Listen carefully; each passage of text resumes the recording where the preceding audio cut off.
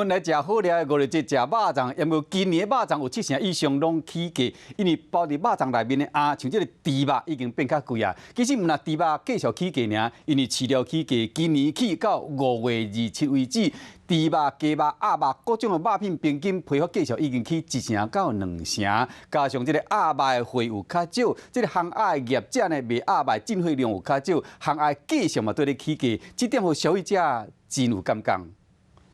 甲鸭吊伫咧大型铁甕内底，用传统的火炭豆豆去甲烘，烘到规只鸭酥酥脆脆，筋唔过恰恰。不过即马鸭肉量少，烘鸭业者进货量嘛减少。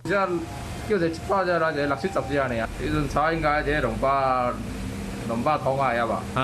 即阵呢？对，即阵要300，今个起10块啊。业者讲，因为今年2月天气冷，互鸭歹饲，鸭肉量减少，价数嘛对咧变贵。去年同期进一只鸭差不多200块，即马起到变300，所以一只烘鸭嘛为外市卖到600。各有餐厅要点烘鸭，拢爱先注文，是要食，阁无一定买会到。那鸭肉量少，为今年开始到5月27，家庭抢在看到肉类，白肉鸡每台斤批发价35块起1成1，土鸡仔每台斤批发价53到55。起2成5，番鸡每台斤批发价54块8，起8%，鸡卵每台斤批发价45块，起1成7，鸭卵每台斤批发价43块，起1成3，猪仔是每100公斤8332，起1成。农委会这边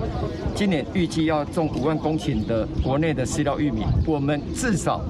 要释放超过27万公吨的旧米来当饲料米。陈义中讲，营业税减免到9月底，未来会伫咧市场收买5万吨米，互玉米正做饲料米的措施，稳定饲料价数，互挑产价数卖当对咧稳定。我是吴依璇，想要跟我一起看新闻吗？现在就打开华视的 YouTube 频道，按下订阅，还要开启小铃铛哦。